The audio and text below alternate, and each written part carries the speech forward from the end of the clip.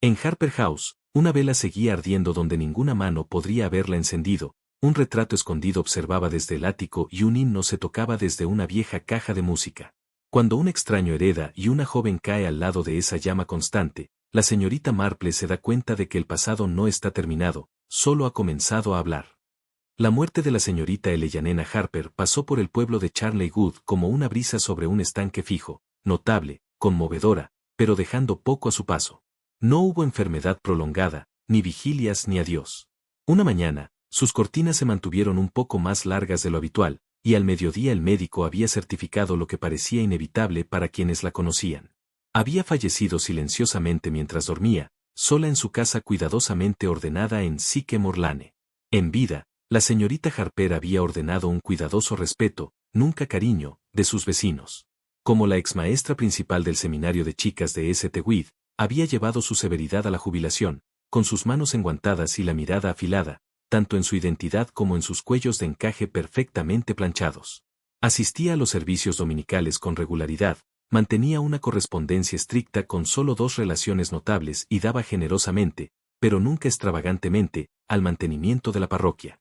Su funeral, mantenido con formalidad apagada bajo un cielo de primavera frágil, fue atendido por aquellos que sintieron deber, no dolor.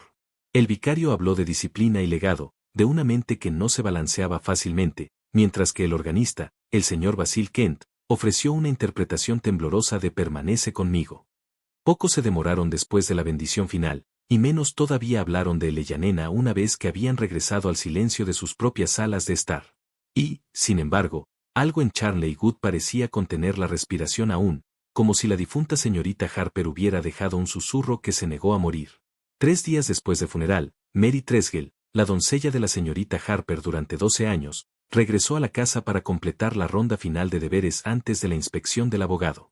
Las llaves se habían quedado con ella, confirmadas con una tranquila confianza. Se movió por las habitaciones con su precisión habitual, polvo, aire libre, enderezado, como si la señorita Harper pudiera reaparecer en cualquier momento para observar un cojín desalineado o un polvo manchado. Fue cuando llegó a la puerta del estudio que Mary detuvo su paso. La señorita Harper siempre había mantenido la habitación cerrada cuando no estaba en uso. Se había mantenido así durante los arreglos funerarios, y no se había entregado una llave para esa cámara en particular. Sin embargo, para el leve asombro de Mary, la puerta cedió bajo su mano. Dentro, el aire estaba quieto, débilmente seco con el aroma del papel viejo y el palo de rosa. El escritorio permanecía despejado, la ventana apretada, la alfombra sin molestias.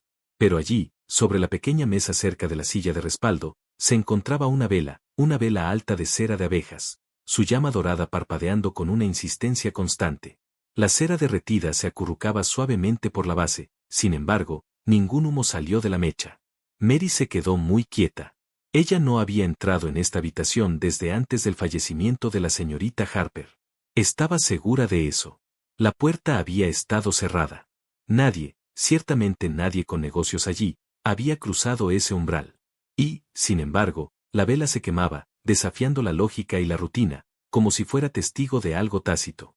Salió de la habitación cuando la encontró, la llave en su bolsillo y sus manos no muy estables. Al día siguiente, Mary regresó con el señor Leicester, el joven abogado de Londres que había llegado para atender los asuntos de la señorita Harper. Cuando él entró al estudio, la vela se había consumido en una cera suave y un tallo. Sin embargo, la habitación estaba tan intacta como antes, cada libro en su lugar, sin mancha sobre el escritorio, sin cortina perturbada. Las ventanas, estrechas y antiguas, se fijaban seguras desde adentro, y el hogar no había visto fuego en semanas. No había aroma de humo, ningún remanente carbonizado, no quedaba ningún fósforo abandonado. Y, sin embargo, la evidencia era clara. La cera corría por la mesa pulida, senderos débiles por su pierna. El señor Leicester, con la eficiencia de un hombre que prefería hechos a impresiones, comentó que tal vez un borrador había sacado la llama de una lámpara de gas, aunque no existía tal lámpara en el estudio. Mary no dijo nada más ese día, pero mientras pulía el espejo del pasillo antes de irse, atrapó su propio reflejo frunciendo el ceño. Un reflejo que, por el momento más breve, no se sentía del todo suyo. La casa, al parecer, no se había vaciado de su antiguo ocupante. No era inusual que la señorita Marple pasara unas semanas tranquilas con su prima Edith Am, particularmente en los meses de los hombros, cuando el jardín no dormía ni florecía. Esa mañana, las dos damas se sentaron juntas en la sala de Edith. El té cultivó tibio a medida que se desarrollaba la cola de la vela ardiente. La señorita Marple escuchó sin interrupción, sus ojos azules a medio encender, los dedos ligeramente acurrucados alrededor de su taza. Edith relató la historia de Mary con el deleite cauteloso de alguien que disfruta lo extraño pero no lo cree. Un estudio no apetito, dijo, una puerta sellada y una vela encendida de todos modos. Suena como el comienzo de uno de esos thrillers modernos que te niegas a leer, Jane. La señorita Marple sonrió suavemente. Las velas no se encienden solas, respondió ella. Y las habitaciones cerradas no se desbloquean por amabilidad. Pero las personas a menudo se olvidan de darse cuenta de lo que simplemente es humano. ¿Humano? Preguntó Edith, levantando una ceja. ¿Crees que alguien se arrastró? No necesariamente, dijo la señorita Marple, bebiendo un sorbo. Pero cuando suceden cosas extrañas después de la muerte, uno debe mirar cuidadosamente lo que se dejó sin resolver en la vida. Y con eso pidió otra porción de semilla cake y preguntó si Edith había escuchado algo sobre la voluntad de la señorita Harper. En Charnley Wood, los recuerdos de Eleanor Harper no estaban coloreados por cariño, sino por una especie de deferencia duradera. Ella había sido una figura de estructura y moderación. Sus días gobernados por zapatos pulidos, puntualidad y propiedad. Sus alumnos, ahora crecidos y dispersos, la recordaban con una admiración llena de cansancio. Nadie la había conocido realmente. Solo la disciplina que encarnaba. Ella nunca se había casado. Hubo rumores de un caballero de la escuela de gramática, pero ningún compromiso se había materializado. Ella caminaba sola a la iglesia, tendía su jardín con paciencia metódica y mantenía cierta distancia incluso de aquellos que pretendían hacerse amigos de ella. No le quedaba familia, decía la gente. Nadie lo suficientemente cercano como para heredar, solo Mary y ese joven abogado de la ciudad. Pero, incluso en tal final, seguía siendo la más leve ondulación, una impresión de que la señorita Harper había muerto con algo inacabado. La señorita Marple se sentó junto a la ventana esa noche, su tejido inactivo en su regazo. El anochecer se había asentado suavemente sobre el jardín, y las primeras estrellas habían comenzado a parpadear por encima del edro. Pensó en la vela, no simplemente que se había quemado, sino que se había notado, que su llama había llamado la atención en silencio pero inequívocamente. Una vela, después de todo, es algo de propósito, marcar una vigilia, iluminar el camino o recordar. Y, sin embargo, esta no tenía contexto, ni explicación, ni testigo. A menudo es así, ella murmuró en voz alta, aunque nadie estaba allí para escucharla.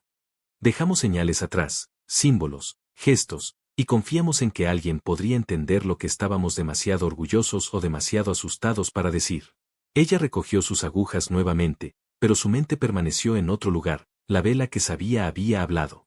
La pregunta ahora era a quién y por qué. Fue un miércoles húmedo, el miércoles por la mañana, cuando el señor Daniel Listister llegó junto al tren temprano desde Paddington. Su apariencia, aunque enérgicamente profesional, tenía las calificaciones cansadas de uno recién familiarizado con el peso peculiar de las expectativas provinciales. Era socio junior en la firma de Redworth y Solicitors de Capas, y su propósito era preciso, supervisar la inauguración formal del testamento final de la difunta Eleanor Harper.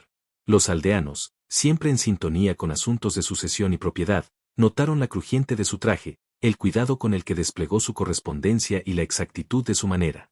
Pero fue el sobre en su mano, un asunto de color grueso sellado en cera verde profunda, lo que llamó toda la atención. Ese sobre, declaró antes de que la modesta reunión se reuniera para la lectura, contiene una revisión de la voluntad de la señorita Harper, fechada solo 3 meses antes de su muerte. El cambio, agregó con neutralidad estudiada, se refiere al heredero. No se mencionó a primos o viejos amigos, ni a la criada que se había mantenido leal a través de años de rutina severa. En cambio, el nombre leído en voz alta causó que más de una ceja se elevara, Miss Clara Fenton. Hubo una pausa, breve pero perceptible. No era un nombre reconocido por nadie. Y en Charnley Wood, un pueblo que se enorgullecía de saber quién pertenecía y quién ciertamente no, tal falta de familiaridad era inquietante. El señor Listister continuó sin inmutarse por el silencio que siguió. El testamento, confirmado, fue presenciado adecuadamente, debidamente ejecutado y vinculante. La propiedad Harper Estate, modesta pero respetable, deberá transferirse sin demora a la señorita Fenton. El nombre quedó colgado allí, sin respuesta. ¿Quién era ella y por qué Elena la había elegido? Clara Fenton llegó poco después, convocada por telegrama, su pasaje organizado por la misma firma cuyo representante había regresado a Londres. Salió del taxi con una reticencia que bordeaba la renuencia. Su rostro, aunque joven, parecía dibujado, y su figura estaba envuelta en un abrigo demasiado grande para sus hombros estrechos, como si estuviera preparada para una temporada más fría que la que en realidad hacía. Ella dijo poco al conductor, y aún menos a la criada que abrió la puerta. En sus manos enguantadas llevaba un bolso y una carpeta desgastada de documentos. Su discurso, cuando se le solicitó, tenía las vocales planas de alguien que no era nativo del área, el norte, tal vez, aunque se suavizó tras años de distancia. Los aldeanos la observaron con esa mezcla particular de curiosidad y moderación que fomenta la vida en el campo. Vieron cómo se paró ante Harper House sin acercarse a la puerta, cómo miró no a la casa en sí, sino a las ventanas superiores. Cuando finalmente entró, lo hizo con dudas que no pasaron desapercibidas. La señorita Marple, que había sido invitada a tomar el té ese día con la viuda del vicario, cruzó camino con Clara en el carril. Notó el pálor de la joven, el ligero temblor en sus dedos y, lo que es más importante, la forma cuidadosa en que evitó el contacto visual con cualquier persona. Un recién llegado, sí, pero no seguro, ni parecía completamente contenta de haber heredado nada. También había algo más, algo difícil de nombrar, no temor con precisión, sino el tipo de tensión que uno ve en aquellos que llevan el peso de la historia inacabada de otro. La señorita Marple, bebiendo su té esa tarde, no dijo nada de lo que había notado, pero internamente lo marcó con la precisión de una puntada, cuidadosamente escondida y aún no atravesada. El pueblo no tardó mucho en comenzar su examen tranquilo de la señorita Clara Fenton. Su nombre no había aparecido en ninguna de las donaciones de la iglesia de la señorita Harper, ni en las listas de tarjetas de Navidad. La señora Lumley, en la oficina de correos, observó habitualmente alteraciones en el sentimiento. Nadie recordó haberla visto en los conciertos de fetos o las cenas de cosecha. Y, sin embargo, allí estaba, con llaves en la mano y la bendición de un abogado. Las teorías no florecieron a la intemperie, sino en los márgenes entre los setos, en el puesto de mercado, en intercambios murmurados al lado de los macizos de flores. Algunos sugirieron que podría ser una pariente ilegítima, una pena enterrada por mucho tiempo. Otros la creyeron una alumna favorecida de los días escolares de Elena, aunque ninguno pudo recordar a una niña de esa época. Algunos, con más inclinaciones melodramáticas, propusieron espiritualismo, un alma adoptada guiada por la insistencia fantasmal. La señora Netle, viuda del vicario Archley, comentó que Elena siempre había albergado un gusto por el secreto. El señor Basil Kent, una vez organista y ahora en su mayoría un recluso, fue observado de pie junto a la puerta de Harper House más tiempo del necesario, su rostro ilegible. Incluso el grosero mencionó más de una vez que Clara nunca lo miró directamente a la cara. La señorita Marple, cuando su prima Edith presionó, simplemente dijo: la gente no siempre hereda sangre. A veces heredan culpa, o silencio, o deuda. Era un comentario que colgaba en el aire sin verificar. Y en Charley Good, eso a menudo estaba tan cerca del acuerdo como uno podría llegar. Entre aquellos que se alzaban por la periferia, estaba el señor Basil Kent. La música sagrada se convirtió en una figura más tranquila. Fue la manera en que observó a Clara Fenton, no con curiosidad, sino con una familiaridad incómoda. Cuando se le preguntó sobre la joven, el señor Kent respondió con una brusquedad que sorprendió a todos. Había algo inacabado en su manera, algo presionando contra la superficie, dijo, y luego se negó a hablar más. La señorita Marple, que había visto tanta inquietud antes, tomó nota mental de la forma en que sus manos temblaban cuando pasó la bandeja de té. La señora Netle, viuda del exvicario y durante mucho tiempo considerada la conciencia tranquila de la parroquia, había estado notablemente sometida desde el fallecimiento de Elena. Aunque las dos mujeres habían compartido pocos afectos externos, se entendió que su relación había sido marcada por un respeto mutuo por la discreción y la dignidad. Fue ella quien mencionó, casi de paso, el curioso asunto de una donación de iglesia retirada. Había ocurrido unos 15 años antes, dijo con un vago aire de desapego. La señorita Harper había prometido una suma generosa hacia la reparación de la ventana este de la capilla, explicó, pero luego, sin explicación, la retractó. Sin carta, sin disculpas, simplemente un rechazo educado acompañado de una breve nota que declaraba que el asunto ya no era apropiado. La ventana había permanecido sin reparar hasta que los fondos de otro benefactor se aseguraron años después. La señora Netle no explicó el incidente ni lo enmarcó como algo más que una rareza de carácter, pero había una ligera vacilación en su voz, y la señorita Marple observó la forma en que alisó el dobladillo de su falda cada vez que se pronunciaba el nombre Harper. En pueblos tranquilos, tales gestos significan más que palabras. Y en la experiencia de la señorita Marple, la caridad no gastada a menudo ocultaba una verdad sutil. En la soledad de la noche, mientras clasificaba el puesto del día en la mesa de su primo, la señorita Marple permitió que sus pensamientos volvieran a un recuerdo durante mucho tiempo escondido. Había habido, recordó, una pequeña controversia en Saint Winterfreds durante el mandato de Eleanor Harper. No había hecho el periódico local, sino que pasó en susurros, sometidos, inquietos, del tipo del que los padres hablan con voces bajas y conclusiones firmes. Una niña, inteligente, desafiante, había sido despedida del seminario después de un incidente que involucró un gabinete cerrado y un laboratorio sin supervisión. No se presentaron cargos formales, pero se dijo que algo se había incendiado. El nombre de la niña no estaba claro en su memoria, Isabelle Iris. Pero ella recordó el curioso silencio que siguió. El personal nunca volvió a hablar de ella. Su ausencia había sido explicada como una transferencia, aunque ninguna otra escuela reclamó su nombre. La señorita Marple no había estado involucrada, por supuesto, pero recordó la expresión en la cara de Eleanor en un jardín alimentado algunas semanas después del despido. Era la primera y única vez que había visto algo que se acercaba a un rayo de remordimiento a través de esa ceja formidable. Ahora, décadas más tarde, con un nuevo nombre apareciendo en un testamento y una vieja casa resistente al descanso, ese arrepentimiento enterrado parecía agitarse una vez más. Fue Mary, la criada, quien encontró el sobredoblado 2 veces, escondido sin ceremonia debajo de la puerta de la sala. No tenía sello, no había firma, y no estaba dirigido a nadie reconocido. Clara Ara lo abrió lentamente, sus dedos inestables, como si anticipara algo ya medio conocido. En el interior, en una sola hoja de papel delgado, había 10 palabras escritas con tinta irregular. Ella trató de silenciar la verdad, pero el fuego recuerda. No hubo dirección de devolución, ni más explicación. Pero cuando Clara Ara leyó la línea, la señorita Marple, de pie junto a la chimenea, notó la forma en que sus labios se apretaron, no sorprendidos, sino en reconocimiento. Llevaban 6 años cuando la quietud de Harper House se rompió por un repentino llanto.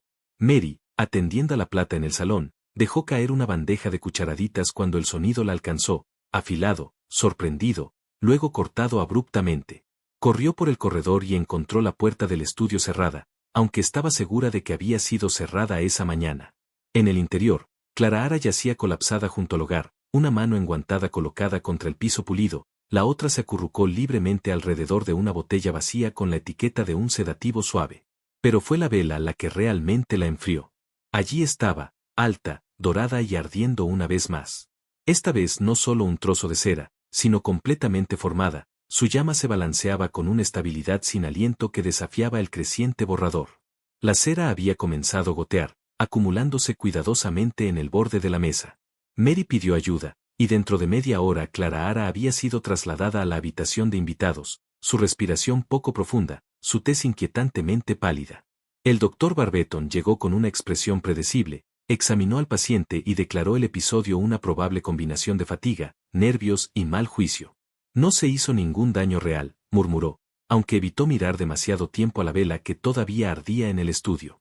La señorita Marple, convocada en silencio por Edith, llegó justo cuando la casa volvía a caer en su silencio. No se apresuró a la cama de Clara Ara. En cambio, se detuvo en la puerta del estudio, sus ojos cayeron sobre la llama, y luego, muy ligeramente, se estrecharon. La casa había hablado nuevamente, y esta vez su mensaje fue más insistente.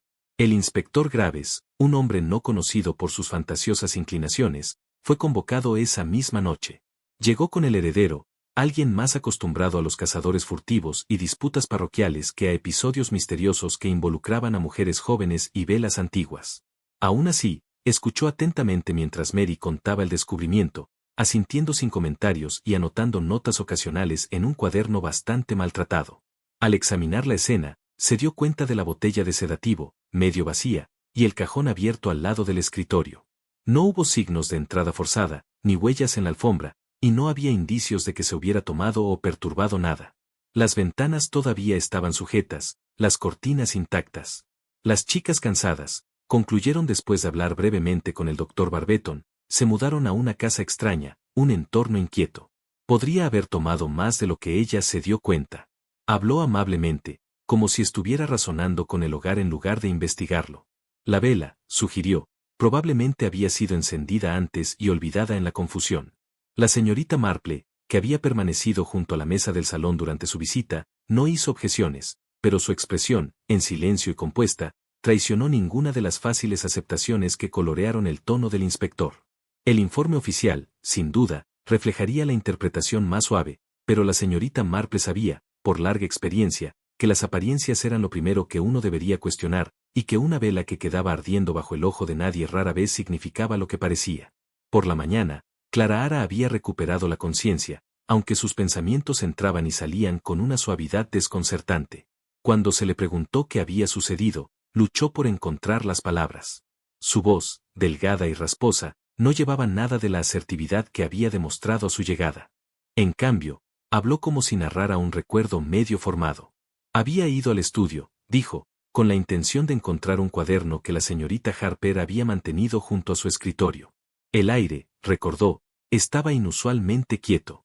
Recordó haber alcanzado el cajón y haber visto su propio reflejo en el espejo al otro lado de la habitación. Solo que no era suyo. Había alguien, susurró. Una mujer que me miraba. Sus ojos eran míos, pero no. No tenía memoria de caer. El resto se perdió, una mancha de formas y luz parpadeante seguida de negrura. No mencionó la vela, ni preguntó cuánto tiempo había estado inconsciente. La señorita Marple, que había permanecido en la puerta durante este intercambio, no hizo interrupción. Estaba mirando las manos de Clara, que no temblaban por la enfermedad, sino por algo más profundo. Miedo, sí, pero no miedo nuevo, el tipo que crece por el reconocimiento, no por la sorpresa. Al día siguiente, cuando la mayoría de los hogares habían reanudado su apariencia de orden, la señorita Marple solicitó un momento tranquilo en el estudio.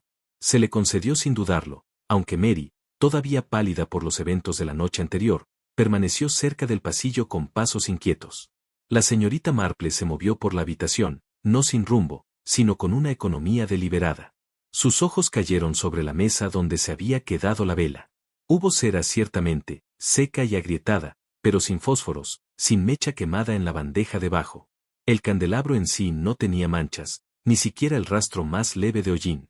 Alguien lo había limpiado recientemente y con mucho cuidado. Ella miró al hogar. La chimenea no estaba usada, el frío era intenso. La corriente de aire en la sala no podría haber apoyado una llama tan constante. Luego le preguntó a Mary cuánto tiempo la limpiadora, la señora Garton, una mujer conocida más por apresurarse que por la meticulosidad, se había quedado esa mañana. Mary parecía perpleja. Menos de 15 minutos, respondió, y no subió las escaleras. Era un pequeño detalle, pero la señorita Marple lo guardó con una precisión tranquila. La gente a menudo pasaba por alto al limpiador y, sin embargo, veía más que la mayoría, y se la veía menos que casi cualquier persona. Cuando la señorita Marple salió de la habitación, pasó una mano enguantada ligeramente sobre el borde de la silla, donde una débil panza de cera permanecía, una impresión en forma decreciente que no se perdió. Incidente en el estudio, la casa había asumido un carácter menos fácil de explicar. Kent, cuando se le preguntó directamente, afirmó que no había escuchado nada y había visto aún menos. La señorita Marple, escuchando más que hablando, escuchó lo que realmente se decía. No era la vela, ni la caída, ni siquiera el relato del espejo de Clara. Era el sentido, sin nombre pero profundamente sentido, de que algo que quedó atrás había comenzado a levantarse. Y en pueblos como Charlie Good, donde no sucede nada por accidente, tales sentimientos rara vez se equivocaban. Más tarde esa tarde, mientras Clara descansaba y Mary atendía los recados, la señorita Marple solicitó que una silla fuera trasladada del estudio para reparaciones. Fue una solicitud simple, cumplida sin sospecha. Una vez sola, se arrodilló donde se había quedado el sillón, sus manos enguantadas levantaban el borde de la alfombra con el cuidado de alguien acostumbrado a los hábitos de los pisos viejos. Allí, debajo de la franja de lana, yacía un anillo oscuro, no afilado, no reciente, pero inconfundiblemente quemado, un círculo perfecto, como si fuera la base de una vela ardiendo en su plato. Tocó el borde ligeramente. La madera debajo había sido cantada, luego ligeramente lijada. Un mal trabajo hecho a prisa. Quizás hace años, tal vez no. Lo que importaba no era la marca en sí, sino su forma, y el conocimiento de que la vela en cuestión se había mantenido exactamente donde la silla de lectura de la señorita Harper una vez se enfrentó al espejo. La señorita Marple dejó que la alfombra volviera a caer en su lugar. El piso había mantenido su silencio durante algún tiempo, pero el silencio, como la cera, conserva su impronta, y ahora esa impronta había comenzado a hablar. En general, se sabía en Charlie Good que la rectoría había mantenido récords bastante mejores que la escuela misma. El reverendo Hayes, ahora hace mucho tiempo retirado a Lime Regis, había poseído una naturaleza escrupulosa y un cariño por catalogar los asuntos menores de la parroquia con precisión eclesiástica. La señorita Marple, que una vez había ayudado a reorganizar el altar de las flores bajo su insistencia, recordó este rasgo con algo que se acercaba a la gratitud. Con una palabra tranquila para la ama de llaves del vicario actual, se le permitió una media hora discreta para examinar los archivos diversos de la rectoría, principalmente notas de sermones, listados de himnos y correspondencia de varios comités de la iglesia. Pero, escondido en una carpeta delgada marcada Asuntos Educativos Privados, la señorita Marple encontró lo que estaba buscando. Entre las hojas amarillentas y los avisos recortados de las escuelas largas y cerradas, se encontraba un informe mecanografiado de St. Winter de mayo de 1924. El tono era rígido y formal, traicionando más de lo que admitía. Un registro disciplinario señalaba el nombre Iris Eleanor Vale, de 17 años, desestimada por comportamiento considerado incompatible con las expectativas de la institución. ¿Causa? Acceso no autorizado al ala científica, presencia durante un incendio menor y violaciones repetidas de conducta en el dormitorio. No habían seguido cargos penales. Pero debajo del idioma oficial, uno sentía algo más personal, algo no completamente grabado. La señorita Marple volvió a mirar el nombre, Iris Eleanor Vale. Y luego notó el detalle final, padre o tutor inalcanzable. No se proporcionaba ninguna dirección de reenvío. Un nombre que una vez había sido pronunciado en susurros había resurgido, y la señorita Marple ahora sabía qué pregunta hacer a continuación. No quién era Iris Vale, sino por qué Eleanor Harper había intentado tanto borrarla. Fue durante el té en la rectoría, unos días después, que la señorita Marple realizó suaves investigaciones bajo el disfraz inofensivo de recordar. La señora Crane, esposa del vicario, aunque varias décadas más joven que la señorita Marple, había crecido en el condado y estaba familiarizada con la generación anterior de mujeres de las aldeas que alguna vez habían enseñado, servido o trabajado cerca de St. Winter. La señorita Marple preguntó, casi por cierto, si la señora Crane había oído hablar del pequeño incendio en el ala de química, el que había causado el cierre temporal de la sala superior de la escuela. La mujer más joven levantó la vista con leve sorpresa. Oh, esa historia, dijo a la ligera. Esa pobre niña. Creo que se llamaba Iris.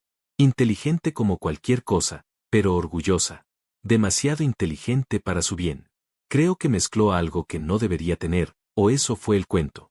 Y Eleanor, bueno, señorita Harper, la quitó. La señorita Marple asintió, invitando sin adornos. Dejó que la conversación se desplazara a otros temas, himnos, recetas de galletas, la disminución de la asistencia a la práctica del coro. Pero el nombre Iris colgaba en su mente como una nota que se tocaba a medias.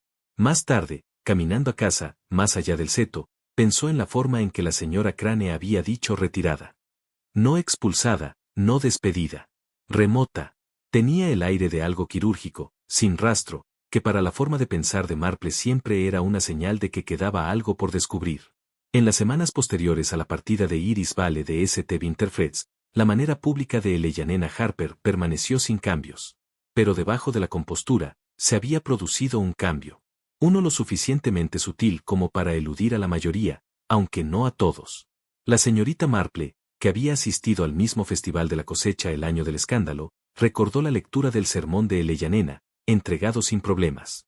Pero al carecer de su confianza de acero habitual, el pueblo, nunca propenso a abrir confrontación, respondió al incidente con su discreción habitual. No se mencionó en los boletines escolares. No se ofreció explicación a los antiguos alumnos. El nombre de Iris fue eliminado de los listados de premios. Su fotografía se retiró en silencio del corredor donde los ganadores de becas anteriores habían colgado una vez.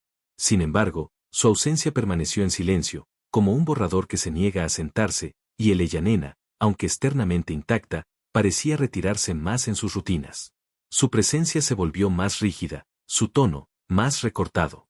La calidez, si alguna vez hubo alguna, se había ido. La señorita Marple consideró esto no con acusación, sino con el entendimiento templado que viene con la edad. La reputación, especialmente las basadas en el control, rara vez sobreviven al colapso tranquilo de la certeza personal. Y Eleyanena Harper, al parecer, había sabido el costo de perder su autoridad y algo mucho mayor, su silencio. El señor Basil Kent, aunque muy alejado del centro de la vida de la aldea, permaneció una persona de interés. Su asociación con Eleyanena Harper nunca había sido objeto de escándalo, sino de cariño especulativo. Se había asumido una vez que podría haberla cortejado, pero no había salido nada de eso, y con el tiempo ambos se retiraron a sus respectivas disciplinas, ella, para ordenar, él, a la música. Fue durante un intercambio educado en la tienda de comestibles, cuando la señorita Marple, pasando por las naranjas, escuchó al señor Kent conversar con la señora Lumley sobre la nueva llegada a Harper House. Supongo que la señorita Fenton traerá algo de luz al lugar, se aventuró el comerciante. Ha sido terriblemente sombrío desde que se fue la señorita Harper. El señor Kent se encogió de hombros. Quizás, respondió. Aunque espero que no sea tan simple, no con esa chica. La señora Lumley parpadeó. ¿Señorita Fenton? No, dijo casi distraídamente. La otra, la que Eleyanena no pudo olvidar. Y luego, consciente de su paso en falso, se dio la vuelta, tocando con su cambio. La señorita Marple no interrumpió, pero su mente estaba alerta. La elección de palabras no había sido aleatoria.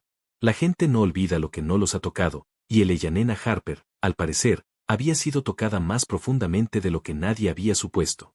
Esa noche, con la luz fallando y la tetera recién comenzando a tararear, la señorita Marple se sentó junto al hogar y permitió que las piezas se asentaran en su lugar. Todavía no era una solución, pero la forma estaba surgiendo. Una niña, una vez expulsada, brillante, independiente, un peligro para la estructura tranquila que Eleyanena Harper había cultivado. Su nombre, enterrado, un recuerdo no hablado. Y ahora, años después, un testamento revisado con prisa, nombrando a un pariente que nadie recordó.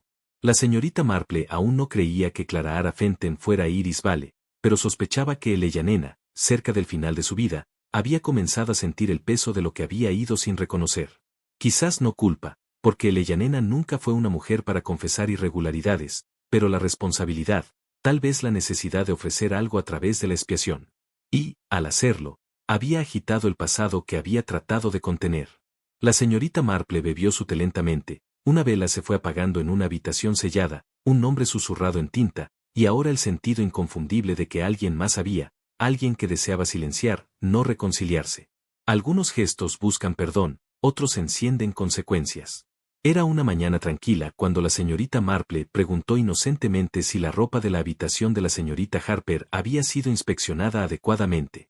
Mary le aseguró que sí, pero aceptó abrir la habitación una vez más. No había nada inusual, la cama cuidadosamente hecha, las puertas del armario cerradas, las cortinas dibujadas contra el sol temprano. La señorita Marple se movió con cuidado, su mirada reflexiva, rozando con los dedos. Mientras se agachaba junto a la cama, notó algo atrapado justo debajo de la franja del contrapano. Deslizando su mano debajo, sacó una vela, no quemada, ni siquiera recortada, pero idéntica en tamaño y aroma a las demás. Llevaba la leve fragancia de cera de abejas y palo de rosa. Una segunda vela, su gemela intacta, cuyo propósito no estaba claro. No había razón para que estuviera allí, ni candelabro cerca, ni plato para atrapar cera. Había sido colocada deliberadamente y ocultada. La señorita Marple se enderezó con compostura tranquila. Eleyanena Harper no había dejado una vela.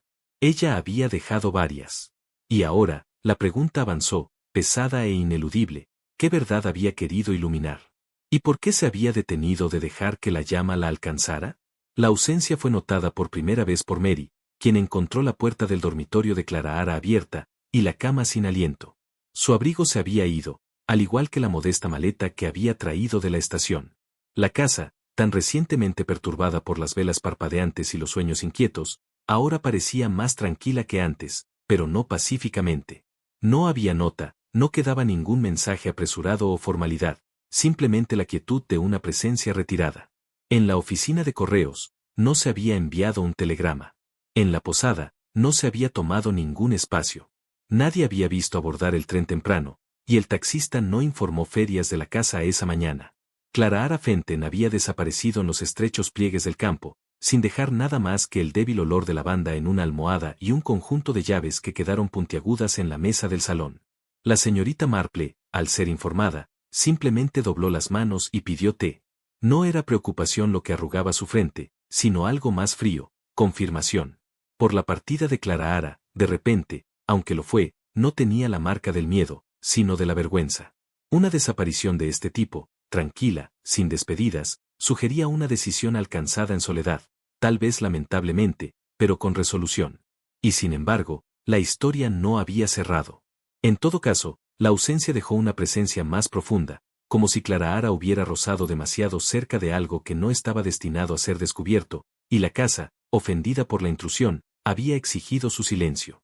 Al día siguiente, mientras Edith, prima de Clara Ara, hacía su llegada tardía, la señorita Marple se encontró con un delgado sobre, sin remite, sin estampilla, y delimitado a un segundo plano, asociado con una manera más antigua de la vez. El papel era de un tipo que ya no se vendía en el pueblo, débilmente azul, del tipo que una vez se reservaba para notas privadas o cartas familiares. En el interior, una sola hoja llevaba algunas líneas escritas con una mano que no temblaba de la edad, sino de la restricción. Pensé que sería suficiente contar la historia una vez, pero el espejo la muestra todavía. Solo quise escuchar. No quise iluminarlo. No había firma ni iniciales, pero la redacción era peculiar, no era una confesión, sino un intento de limpieza, no una acusación, sino un miedo hecho verbal. Era la línea sobre el espejo la que se demoraba. La señorita Marple recordó el reclamo de Clara Ara de ver la cara de otra persona que mira hacia atrás. ¿Era alucinación? ¿O el espejo en sí mismo fue testigo de algo que demasiado tiempo quedó sin conciliar? Colocó la carta en su bolso, entre su cuaderno y sus guantes, y no le dijo nada a Edith. No había necesidad de anunciar lo que uno ya sospechaba. Cualquier llama que se hubiera encendido en ese estudio, ya sea literal o simbólica, aún no había terminado de arder. Con Clara Ara se fue y la casa en el limbo de la operación. Nadie pensó en objetar cuando la señorita Marple solicitó en silencio las llaves al señor Listister para una inspección final. El abogado, distraído por las complejidades de los testamentos disputados y los documentos sellados, las entregó sin comentarios. La señorita Marple regresó sin fanfarrias. Mary, incierta de qué decir, simplemente abrió la puerta principal y regresó a su lavado. La casa no la saludó con amenaza, sino con la peculiar neutralidad de un lugar que se había vuelto usado en secretos. Ella no fue al estudio, ni al dormitorio, ni al salón con su reloj demasiado tranquilo. En cambio, subió la estrecha escalera y se volvió hacia el ático, su puerta deformada por la edad, su pestillo apenas tocado. La llave encajó con una facilidad sorprendente. El aire estaba seco, como tales habitaciones tienden a estar, y el polvo colgaba suavemente sobre los muebles olvidados, como un velo que quedaba sin ser molestado. Cajas, baúles y formas cubiertas de tela se sentaron en silencio paciente, los restos de una vida cuidadosamente compartimentada. La señorita Marple se movió lentamente, no con la prisa de un buscador, sino con la reverencia de alguien que sabía qué buscar y por qué debía encontrarlo. No había esperado evidencia en el sentido común, pero las historias reales, a menudo dejan atrás sus propias formas de herencia. Y en lugares como este, no es raro descubrir que la verdad, incluso cuando está enterrada, espera en silencio a que la persona adecuada regrese. Cerca de la pared lejana, debajo de un dropcloth polvoriento y encajado detrás de una caja de repisas, encontró el marco. No estaba colgado, sino inclinado, olvidado o tal vez escondido. Limpiando una esquina con su pañuelo, reveló una cara pintada con intimidad inusual, una mujer joven con ojos oscuros y buscadores, y una boca escéptica con un desafío tranquilo. No era un retrato formal. El fondo estaba indefinido, el pincel era personal. Quien la había pintado no lo había hecho para exhibir, sino para recordar. No había placa ni inscripción, pero en la esquina inferior, medio oscurecida por el polvo, se había rayado un solo nombre en la madera, Iris. La señorita Marple se detuvo durante mucho tiempo, absorbiendo la expresión, el ligero elevador de la barbilla, la tristeza detrás de la mirada. Esta no fue la interpretación de una niña delincuente, ni una historia de advertencia. Era un retrato de alguien amado, alguien perdido. Pensó nuevamente en Eleanor Harper, su precisión, su severidad, sus cuidadosas escisiones de la memoria. Y, sin embargo, aquí, en los lugares más privados, ella había mantenido esto tácito, invisible. Lo que sea que haya pasado entre ellas, maestra y alumna, amante y pupila, tal vez incluso algo más complejo, no se había borrado. Y si esta cara no se había desvanecido de las paredes de Eleyanena, entonces seguramente no se había desvanecido de su conciencia. Cerca del pie del cofre que albergaba el retrato, la señorita Marple descubrió una pequeña caja de música amamantada. Su superficie estaba rayada, pero no dañada. Curiosa, giró la llave suavemente. La melodía surgió débil al principio, luego más fuerte, inconfundible en su solemnidad. Permanece conmigo. Había sido el himno elegido para el funeral de Eleyanena Harper, sugerido inesperadamente por el señor Kent. En ese momento, había parecido una extraña selección para una mujer no conocida por el sentimiento. Pero ahora, de pie en la quietud del ático, tenía un peso diferente. El himno no era para el duelo, sino para buscar refugio, no finalidad, sino resistencia. Ella permitió que la melodía se derramara, sus notas finales se sintieron en silencio. Había algo simbólico en esa elección, un alcance quizás hacia el perdón que Eleyanena nunca había encontrado las palabras para solicitar. Esta melodía, este retrato, este recuerdo cubierto de polvo. Cada uno era un hilo que Eleyanena había dejado atrás. Ya sea por penitencia o miedo, la señorita Marple aún no podía estar segura. Pero la historia ya no se limitaba a las sombras. La melodía había sido tocada, y una vez tocada, no podía ser no recordada. Antes de irse, la señorita Marple se volvió una vez más hacia la caja donde se había guardado la segunda vela. Ella examinó su etiqueta, débil pero intacta, cera de Hotter Works, Asbury-on-Sea. El nombre agitó un recuerdo tranquilo. Asbury, un pequeño pueblo en la costa de Devon, una vez conocido por sus apiarios y su miel fina. Sus productos no eran comunes fuera de la región, excepto para aquellos que los ordenaban deliberadamente. Tomó nota en su diario para confirmar la conexión, pero en su mente el enlace ya se había formado. Iris Vale, nacida en Devon, un producto de un pueblo costero, un hijo de aire salado y cera dorada. Si Eleyanena hubiera adquirido estas velas al final de su vida, no había sido una coincidencia. No eran decorativas. Fueron elegidas. Cada una, ahora aparecida, marcaba algo. No recuerdo, sino intención. Una había sido quemada. Otra yacía escondida. ¿Cuántas más esperaban? La señorita Marple cerró el diario y lo reemplazó en su bolso. La verdad, sintió, aún no estaba completa, pero estaba cerca. Y el pasado, por cuidadosamente sellado que estuviera, no estaba inclinado a permanecer paciente. Había comenzado a parpadear, y pronto lo atraparía. La invitación llegó sin florecer, escrita en la propia mano de la señorita Marple y distribuida por Mary con una eficiencia tranquila. Fue enmarcada como una reunión modesta, un té de jardín en honor de la fallecida señorita Eleyanena Harper, cuyo legado, según la nota, merecía no solo recuerdo, sino también reflexión. La redacción fue cuidadosa, gentil y dejó suficiente ambigüedad para provocar curiosidad educada. No había una razón particular para tal reunión, sin aniversario, sin asuntos oficiales, sin calendario de la iglesia ni obligación. Y sin embargo, nadie declinó. Vinieron vestidos como para las llamadas sociales a mitad de la primavera, sombreros ordenados, faldas apagadas. La conversación se llevó a murmullos. La señora Netley llegó temprano, llevando una pequeña lata de mantequilla. El señor Kent apareció con una rigidez incómoda, persistente a las afueras del grupo de sillas. El señor Listister, el joven abogado, se sentó un poco incómodo junto a la esposa del vicario, luciendo más como un hombre convocado a un examen que a un té de la tarde. La señorita Marple presidió con su mezcla habitual de observancia tranquila y alojamiento cortés. Habló calurosamente de Eleyanena, de su devoción a la estructura, su precisión, su legado como mujer, no siempre fácil, pero rara vez injusto. Pero fue cuando se ofreció el segundo plato de pastel de semillas y la conversación se volvió casi imperceptiblemente hacia el asunto de la voluntad, que el tono cambió. La señorita Marple dejó su taza, no encontró la mirada de nadie en particular y comentó casi distraídamente: por supuesto, ninguno de nosotros realmente creía que la señorita Fenton fuera un pariente. Y en esa sola oración, ofrecida sin énfasis, la tarde dejó de ser sobre el té.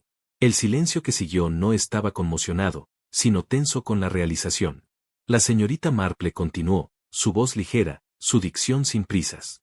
No habló como acusadora, sino como quien establece una secuencia de eventos tan naturales que casi podrían haber sido inevitables. Clara Fenton, explicó, no era una sobrina de Eleyanena Harper, ni beneficiaria por sangre o afecto.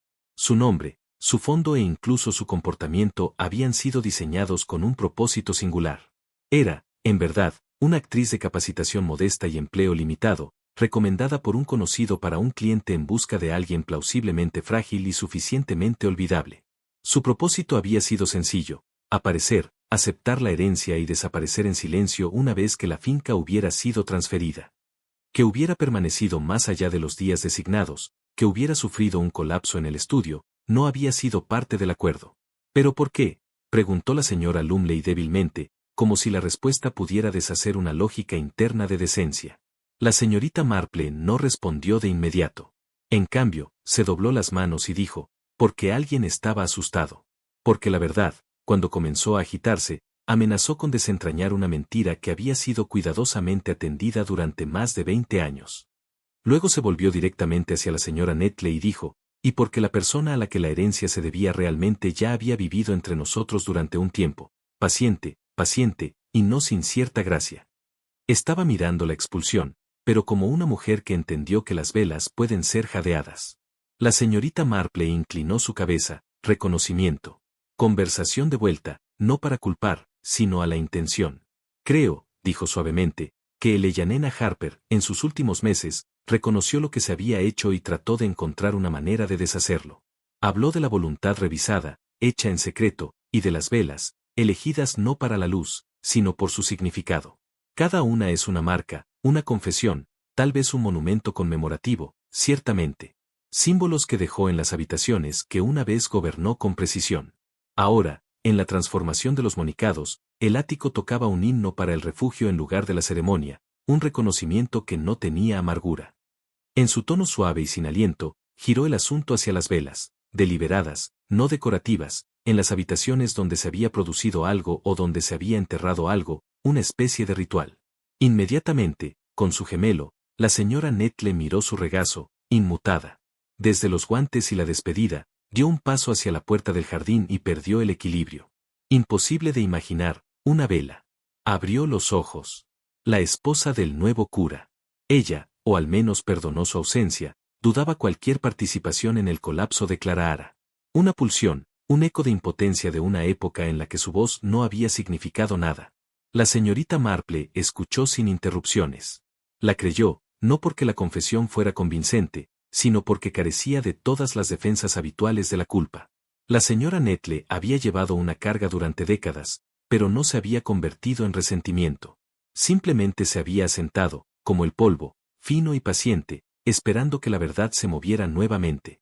Y alguien más, al parecer, había estado más asustado por ese movimiento que ella. La historia de la señora Netley, una vez desentrañada, no era de venganza, sino de anhelo. Después de su expulsión, había vivido brevemente con una tía en Devon. Su nombre susurraba solo cuando se dibujaban las cortinas. Sus perspectivas académicas se disolvieron. Su carácter, al menos a los ojos de la sociedad educada, irremediablemente manchado. Pero la juventud, como suele ser, la llevó hacia adelante. Trabajó, se casó, construyó con cuidado y sin ceremonia una vida en la que ya no existía el velo de iris. Fue solo después de la muerte de su esposo, el señor Vial, un hombre amable con preferencia por el silencio, que ella eligió regresar. No por posición, ni siquiera por reputación, sino por algo completamente menos tangible, la esperanza que Eleanor Harper había cambiado a su manera. Se unió a comités, ayudó con eventos parroquiales, sirvió té en la Fed. Permaneció discreta, y cuando la noticia del repentino fallecimiento de Eleanor alcanzó sus oídos, no sintió alivio, no triunfo, solo un cansancio de algo inacabado. La llegada de Clara Ara, llevando el nombre de Iris, no pudo reclamarla, no se le ocurrió. Pero incluso entonces, su instinto no era de daño. Era retirada, para permanecer invisible. Ella se había acostumbrado a ese papel. Pero los gestos de Eleanor, extraños, simbólicos, sin resolver, habían cambiado la naturaleza del silencio, las velas, la música, la voluntad. No los había encendido, pero los había leído. Y alguien más, ahora creía, también los había leído, y se había asustado. La señorita Marple no actuó bajo sospecha de la manera convencional. Ella no confrontó, acusó ni buscó confesión a toda prisa. Observó, y en los días posteriores a la divulgación de la señora Netley, comenzó a notar lo que otros no tenían. El señor Kent, una vez simplemente nervioso, se había distraído de una manera nueva. Sus conversaciones vacilaron. Declinó las invitaciones a las reuniones del comité, y cuando se le preguntó a la ligera si podría ayudar con la preservación de los archivos escolares de Eleyanena, se negó, no bruscamente, sino con una urgencia peculiar, como si la noción lo inquietara. La señorita Marple reflexionó sobre el colapso de Clara, el cajón desbloqueado, la ausencia de huellas digitales en el candelabro, la sugerencia del té con drogas, pero no había señales de quien lo había servido. Y entonces recordó algo aparentemente intrascendente. El señor Kent una vez se ofreció como voluntario para clasificar la correspondencia de la señorita Harper durante su convalecencia, un año antes de su muerte. Nadie había pensado mucho en ese momento. Pero, ¿qué pasaría si Eleyanena, en esas cartas, hubiera comenzado a aludir a su arrepentimiento, por nombrar nombres? La señorita Marple regresó al abogado y solicitó ver las notas difíciles adjuntas a la voluntad revisada. Allí, enterrada entre las anotaciones, había una línea en la mano de Eleyanena, para hacer las paces con Iris, no dejar nada más en el mantenimiento de Basilio. No fue una desheredancia, pero sí un cambio. Y para alguien como el señor Kent, cuyos secretos eran mucho menos simbólicos, tal cambio podría haber sido intolerable. La revelación final no llegó a través de la confrontación, sino a través de la aritmética. La señorita Marple, ayudada por la diligencia del paciente señor Listister y la asistencia reacia del secretario retirado de la escuela, descubrió una discrepancia en los libros de contabilidad mantenidos durante los últimos años de la operación de St. Winfred. Un fondo de becas, una vez generoso y otorgado anualmente, había disminuido silenciosamente bajo la administración del señor Kent. Las sumas, pequeñas, casi imperceptibles, habían sido reasignadas con disposiciones especiales para música y mantenimiento de emergencia, con recibos que, una vez examinados, no tenían un servicio rastreable. El robo había sido inteligente, no dramático, pero prolongado, y siempre, al parecer, justo debajo del aviso. Eleyanena, en su confianza habitual, lo había pasado por alto, tal vez, cuando lo notó, se sintió demasiado cansada para enfrentarlo directamente. En cambio, reescribió su voluntad, no para exponerlo, sino para asegurarse de que lo que quedaba ya no pasaría por sus manos. El señor Kent, al parecer, había sentido esto.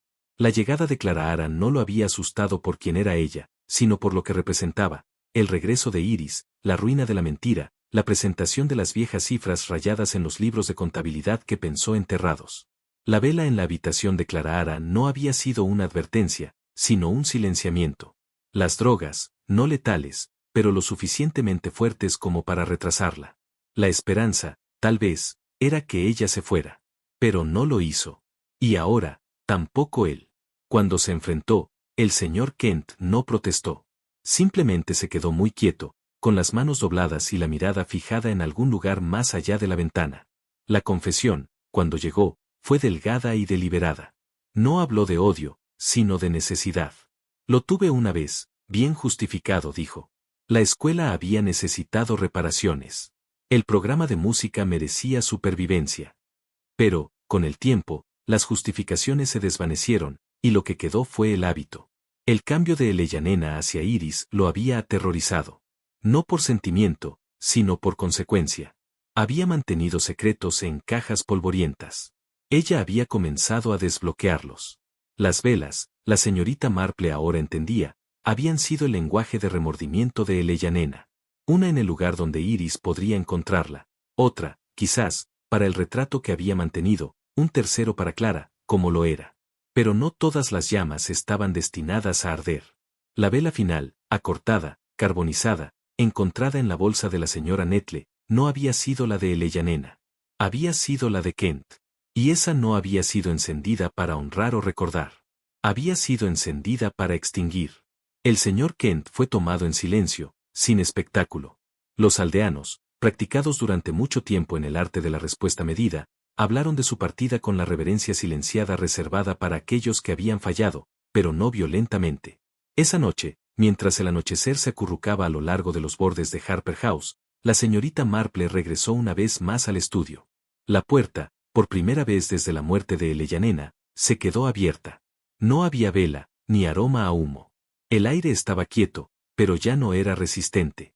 No era paz exactamente, pero tampoco resistencia. La señorita Marple se paró en el umbral, luego se alejó sin entrar. La verdad, por fin, había sido escuchada. Y pensó que hay algunas habitaciones que solo permanecen bloqueadas cuando los secretos desean mantenerse. Ahora eran libres de asentarse, y la casa, por fin, podría descansar. Clara Fenton dejó a Charlie Good un lunes por la mañana, sin ceremonia y sin escolta. No partió del miedo, ni siquiera de la incomodidad, sino por un entendimiento tranquilo de que su parte en la historia había terminado. Su llegada había sido artificial, su identidad prestada, pero su presencia, por breve que fuera, había sido real. La aldea, que una vez la había mirado con sospecha, ahora consideraba su partida con un sentido de cierre. Ella rechazó la herencia formalmente a través del abogado. No era suya, explicó en una carta a la señorita Marple para aceptar. Lo que sea que le hubieran pagado por su papel, desde hace mucho tiempo había sido perdido por la carga que no había esperado llevar. Su regreso a Londres fue sin incidentes. No hubo escándalo ni publicidad. Reanudó sus alojamientos anteriores, donde a nadie le importaba lo que había pasado en un pueblo a millas de distancia. Sin embargo, algo había cambiado dentro de ella. No era una transformación, sino un asentamiento tranquilo. Había sido la portadora de la verdad de otra persona. Y aunque había llegado con credenciales falsas, no se había ido con las manos vacías. Ella había sido testigo de una historia no contada y desempeñó su papel en dejarla salir a la superficie. Para una mujer joven de pie incierto, eso no era pequeño. En las semanas que siguieron, Clara organizó, sin fanfarria ni correspondencia, una donación a una pequeña fundación educativa en Devon. La suma, aunque no grandiosa, fue suficiente para establecer una beca modesta para niñas desfavorecidas con interés en la ciencia o la literatura. La aplicación tendría un título simple, el Premio Iris Vale Memorial. No habría detalles biográficos, ni fotografía, solo un nombre restaurado en silencio al registro de jóvenes ambiciones. El gesto no se anunció en Charlie Good, ni se remonta a Clara por ningún medio público. Nunca se pretendió como una reparación, ya que Clara no tenía nada por lo que expiar. Pero ella entendió, como la señorita Marple había implicado una vez, que la verdad deja ecos, y que los resonantes, cuando son honrados, no se desvanecen, sino que se transforman. La señorita Marple, al enterarse de ello a través de los canales discretos que siempre llevaban tales susurros, se permitía la más pequeña de las sonrisas. Al final, la historia de Iris Val no se había perdido por completo en el silencio. No se había impreso en el periódico, ni se habló desde un púlpito, pero había encontrado, por fin, su lugar. No a los ojos de los extraños, sino en las posibilidades que se le dieron a otra persona. Aunque Harper House permaneció oficialmente desocupado, algo en su rodamiento se había suavizado. Las persianas permanecieron dibujadas, las ventanas intactas. Pero las rosas que bordean el jardín delantero, una vez guardado con precisión militar, habían comenzado a florecer libremente, como liberadas de la disciplina. Una locura se deslizó en los macizos de flores, no desordenada, sino perdonadora. Los vecinos que pasaban lo notaron. Mary, que todavía barrió los pasos delanteros una vez por semana, dijo que la casa se sentía menos vigilante. Incluso los carteros, que se habían acercado durante mucho tiempo a la puerta con deferencia inconsciente, ahora caminaban más fácilmente a lo largo del camino. Hubo hablar, débil e infrecuente, del futuro de la propiedad, quizás un retiro escolar, tal vez una residencia para maestros jubilados. No se decidió nada, pero el pueblo ya no trataba la casa como una cosa envuelta en finalidad.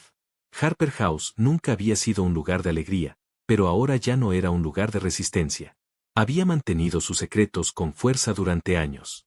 Ahora, después de haberlos entregado, se quedó en reposo. La puerta permaneció cerrada, pero no desafiando, solo en espera. Como si entendiera que no todas las casas necesitan ser reabiertas, solo recordadas. En una mañana despejada poco después, la señorita Marple caminó sola a lo largo del camino de la iglesia, el suave aroma de lilas y los primeros rosales espesos en el aire. El jardín de la capilla había cobrado vida en esa forma tranquila y sin pretensiones, como suelen hacerlo los jardines ingleses, sin ceremonia, pero con resolución. Pasó el banco donde Eleyanena se había sentado una vez después de los servicios dominicales, siempre sola, siempre compuesta. Pasó la puerta donde Clara se había detenido, la maleta en la mano, y se detuvo debajo del árbol que daba a las tumbas, donde los viejos nombres desgastados por el tiempo susurraban las historias que pocos recordaban en su totalidad. Sus pensamientos no eran mórbidos ni melancólicos, sino reflexivos. Había habido culpa, sí, y vergüenza, pero también una especie de gracia, por defecto. Eleyanena Harper no había confesado en voz alta, pero se había escuchado a sí misma, no a través de palabras, sino a través de gestos, a través de velas que se quemaban, a través de un testamento reescrito, a través de la música conservada en polvo. La señorita Marple no la juzgó. Pocas personas, ella creía, hicieron mal por maldad. Más a menudo, era orgullo, miedo o tristeza. Se giró de la capilla con un suave suspiro y un paso más ligero que el que había llegado. La verdad, pensó, llega como la primavera, ya sea que estemos listos para ello o no. Más tarde ese día, el cuidador de la capilla, provocado por nadie, encendió una sola vela en las aplicaciones laterales donde la placa conmemorativa de Eleanor Harper había sido fijada recientemente. No había inscripción de grandeza, solo un nombre, una cita y una línea del himno que ella había elegido: sostén tu cruz antes de mis ojos finales. La señorita Marple, pasando una vez más, vio el parpadeo de la llama suavemente, sin sombras de acusación. Esta vela no tenía significado secreto, ni súplica silenciosa, ni amenaza velada. Era simplemente una llama. Se quemó constantemente por algún tiempo. Luego, cuando el anochecer se deslizó hasta la noche y la llave giró en la puerta de la capilla, se dejó morir sola. No escondida, no enterrada, no encendida para recordar o remordimiento, solo permitida que finalmente se desvaneciera. Y en esa extinción final, algo mayor que la culpa, tal vez la gracia misma, se dejó de morar en la quietud. Y así, las verdades tranquilas que yacían enterradas debajo del estudio de Eleanor Harper han salido a la luz, no con truenos, sino con la suave persistencia de una llama que se negaba a morir. Al final, no fue la venganza la que susurró a través de Harper House, sino el remordimiento y la esperanza de poner bien lo que una vez salió terriblemente mal. La señorita Marple, como siempre, escuchó no solo lo que se dijo, sino lo que quedó sin decir. La vela final permitió finalmente quemarse sin interrupción, no por culpa, sino por gracia. Una vida perdida por la injusticia encontró su nombre nuevamente. Una casa, una vez pesada de silencio, ahora respira más suavemente. Y tal vez esa es la verdadera lección: el tiempo no puede borrar lo que está oculto. Pero la verdad, cuando se atiende con cuidado, aún puede traer paz. ¿Qué opinas?, se preguntó. ¿Eleanor Harper realmente estaba buscando redención? ¿O seguía tratando de controlar la verdad, incluso desde más allá de la tumba?